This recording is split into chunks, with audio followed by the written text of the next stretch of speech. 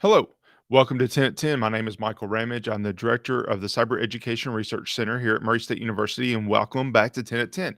10 at 10 is brought to you through a partnership between Murray State University, Grow West, the Technology Council of West Kentucky, KY Innovation, and local partner Sprocket Innovation in Paducah and the Kentucky Innovation Station in Madisonville.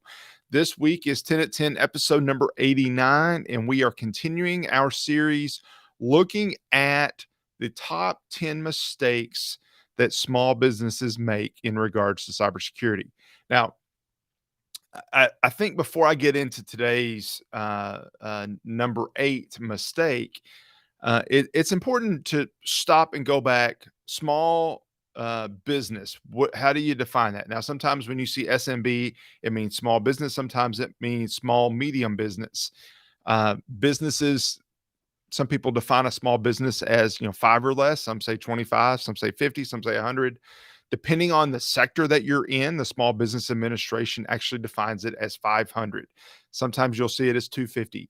It varies greatly, and actually, as we look at today's mistake that businesses make, it's important to keep that idea in mind that size might vary, because today's mistake that we're going to talk about is lack of coordination between different teams responsible for cybersecurity. Now, what do I mean by that? Let me say that again: lack of coordination between different teams that have some responsibility for cybersecurity. What I mean by that is that maybe in your business, depending on the size, and that's an important piece, is depending on the size, that you have a team that is in charge of networking, and you have a team that is in charge of user authentication, and you have a different team that's in charge of firewalls. Now, the bigger your company gets, the more likely that is to be true.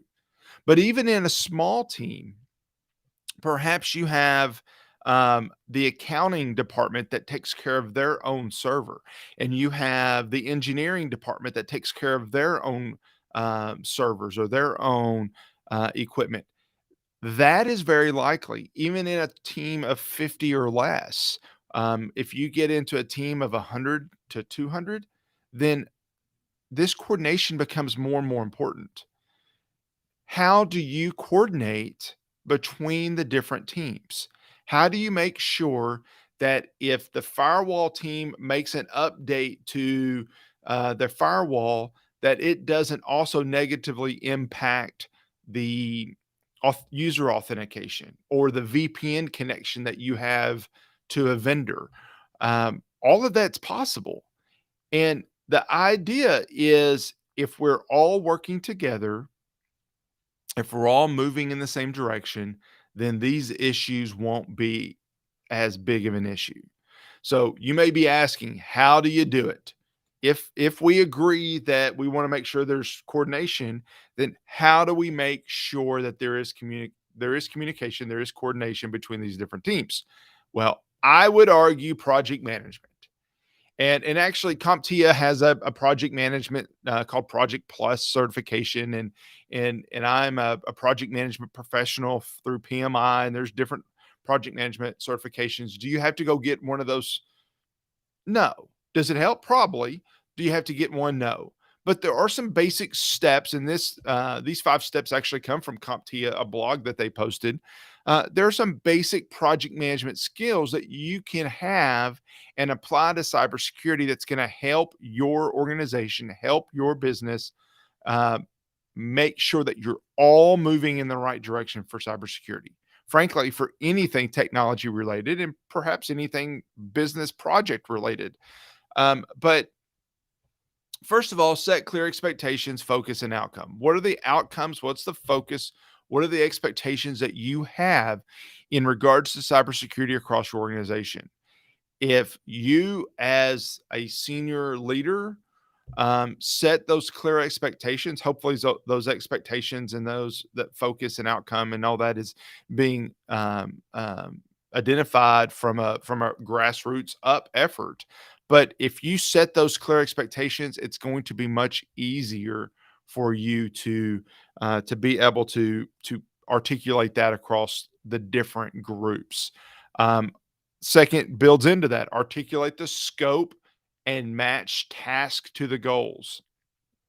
So if we have those clear expectations, then each of these groups, the engineering group, the accounting group, the network infrastructure group, the marketing group, everybody can think about how they're doing things and how it matches the task with the overarching goals for cybersecurity. That is a hope that you're doing in your organization to begin with. Does it take project management to do that? It shouldn't, but maybe it does. Regardless, that's a hope that we're able to do that. Number three is identify and mitigate business and cybersecurity risk. A large part of cybersecurity today is mitigating risk. It's how do we reduce the risk to our organization? How do we identify, first of all? And then, second, how do we reduce those risks? Let's use ransomware as an example. Ransomware is certainly a cybersecurity risk. But if your company, even a small business, might be held for several thousand, even $1 million ransom, if your business is being held for that kind of ransom, then you better believe that it is also a business risk. It is not just a cybersecurity risk, it is a business risk.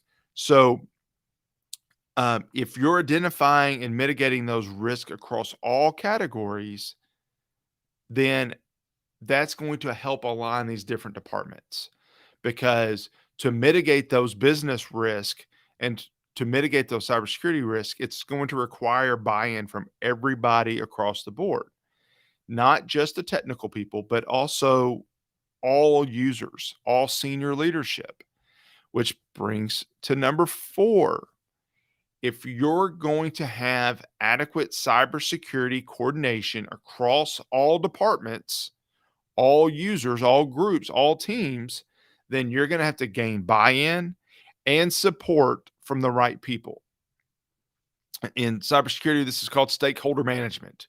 We've got to get the buy in from those stakeholders, and we got to get the support from those stakeholders. Now, in this case, maybe it is senior leadership that you need to say, give me the authority to tell or to instruct the other teams that this is what needs to be done in regards to security.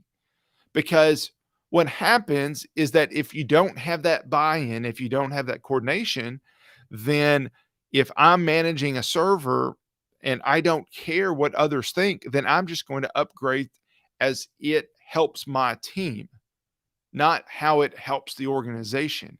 I'm only going to be focused about how it helps my team. And if you're just focusing on how to help my team, then you may open a very large vulnerability when you upgrade something unknowingly. I'm not suggesting that you would do it on purpose, but it could very easily happen. So you've got to be super careful about that. And then number five, communicate clearly with technical and non-technical staff. A biggest, I won't say the biggest, but a very large problem in cybersecurity is communication. It is communication. So often our staff is told what to do instead of communicated with about why we're doing this. Yeah, staff needs to know, yes, I'm supposed to have a password that's supposed to be like this. Yes, I'm supposed to encrypt this software. Yes, I should have a VPN tunnel between these things. Yes, I shouldn't give anybody my password over the phone. All those things are assumed and are correct, but it should go beyond that. We've got to communicate better so that all of these different teams will understand what it means to cybersecurity when changes are made. Or more importantly, before changes are made, that they communicate with each other that we need to do this.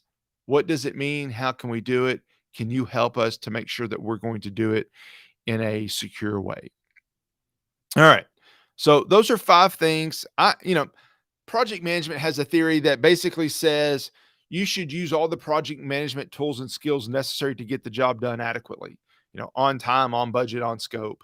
Um, Cybersecurity, I would say you don't have to use every project management skill in the toolkit, but some of these project management skills can really help your organization implement security in a coordinated way that will make your organization safer from the adversary and make sure that you have a path moving forward where you're all on the same page. I hope that you consider that as you think about cybersecurity across your organization, that you also keep in mind that project management is an important part to factor in there as well. I appreciate you joining today for 10 at 10, and I hope to see you back here next week on 10 at 10. Thank you. Bye.